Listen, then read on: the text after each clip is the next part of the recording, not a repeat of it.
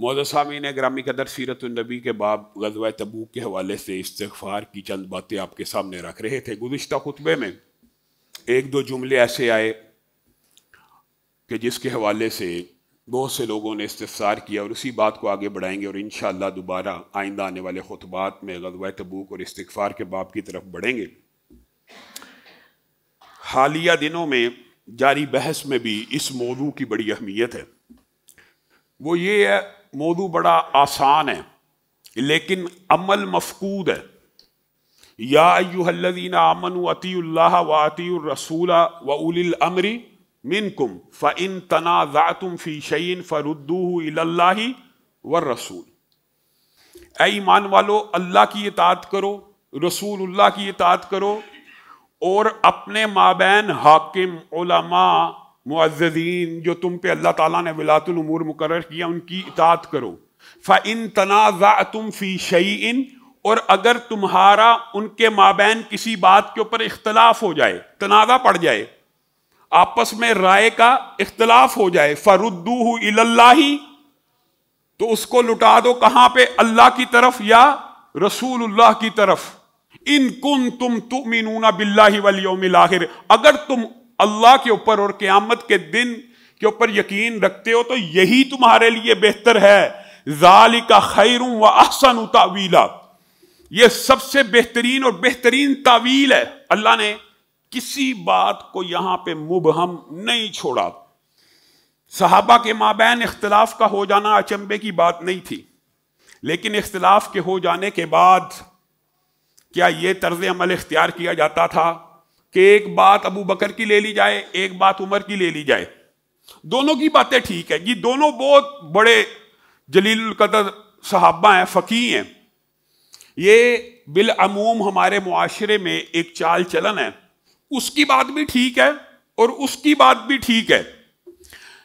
ایک ہی حدیث سے کئی مرتبہ ایک ہی آیت سے دو معنی نکلتے ہیں، اور وہ دو معنی اگر نکلتے ہوں تو پھر انسان کے پاس اختیار ہے کہ کس کی بات کو راجح سمجھ کے قبول کرے، کس کی بات کو مرجوح سمجھ کے چھوڑ دے۔ لیکن ایسے معاملات 1% سے بھی کم ہوتے ہیں۔ 99% معاملہ کیا ہوتا ہے؟ ایک حق پہ ہوتا ہے اور ایک باطل ہوتا ہے۔ یہ بات نہیں ہے کہ اس کی بھی مان لی جائے اور اس کی بھی مان لی جائے، اس کی بھی مان لی جائے اور اس کی بھی مان لی جائے۔ یہ جو فلسفہ ہے یہ باطل ہے۔ حتیٰ کہ اس حوالے سے اگر قرآن و سنت کے دلائل کا آپ مطالعہ کریں تو ایک نہیں، دو نہیں، سینکڑوں، بلا مبالغہ کہہ رہا ہوں، سینکڑوں واقعات ہیں جو اس بات کے اوپر دلالت کرتے ہیں کہ صحابہ کے مابین اختلاف ہوا۔ صحابہ ایلیٹ کلاس ہیں، دنیا کے سارے عالم، فقیہ، محدث، امام، مولوی، علامہ جمع ہو جائیں، کسی ایک صحابی کی عظمت کا مقابلہ نہیں کر سکتے۔ تو دو صحابہ اگر آپس میں اختلاف کر لیں تو کیا کسی صحابی کا منہج یہ تھا کہ آدھے لوگ یار اس کی مان لیتے ہیں اور آدھے لوگ اس کی مان لیتے ہیں؟ کیا یہ منہج صحیح ہے؟ یہ منہج باطل ہے۔ ایک کی بات کو مانا جائے گا۔ فَإِن تَنَازَعْتُمْ فِي شَيْءٍ فَرُدُّوهُ إِلَى اللَّهِ وَالرَّسُولِ، اگر آپس میں تنازع پڑ گیا تو پھر ایک کی بات کو مانا جائے گا۔ متعدد دلائل ہیں، چند باتیں جو آپ نے یاد رکھنی ہیں، ان کے اوپر غور و فکر کرنا ہے۔ اور اگر یہ کہا جائے کہ رسول اللہ کے بعد زمین کی پشت کے اوپر سب سے بڑے امام اور سب سے بڑے فقیہ حضرت ابو بکر تھے تو اس میں مبالغہ نہیں ہے، یہ قرآن و سنت سے ثابت ہے۔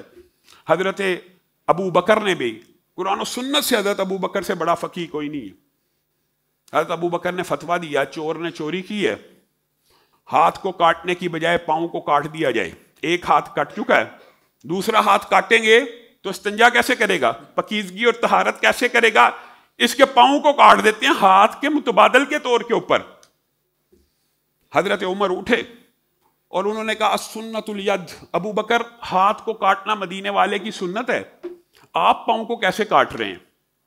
تنازع پڑ گیا، رائے کا اختلاف ہو گیا، اور حضرت ابو بکر نے یہ جو فیصلہ جاری کیا تھا درد دل سے، خلوص نیت سے، اجتہاد کر کے، مجبوری سمجھ کے، فقاہت کے ساتھ یہ سمجھا، اور خلیفۃ الراشد ہیں، ان کے پاس سند رسول وجود ہے کہ خلفائے راشدین کی پیروی ہونی چاہیے. حضرت عمر کھڑے ہوئے اور کہنے لگے ہاتھ کو کاٹنا تو مدینے والے کی سنت ہے، ان کی سنت کے مقابلے میں ابو بکر آپ کا فتویٰ نہیں چل سکتا. حضرت ابو بکر اڑ گئے، ضد کا مظاہرہ کیا. فَإِن تَنَازَعْتُمْ فِي شَيْءٍ فَرُدُّوهُ إِلَى اللَّهِ وَالرَّسُولِ کے اوپر عمل پیرا ہوئے اور کہا اللہ تیرا شکر ہے تو نے مجھے ایسے ساتھی دیے، اگر میں راہ رات سے ذرہ برابر بھی ہٹنے لگا تو مجھے پکڑ کے سیدھا کر دیا.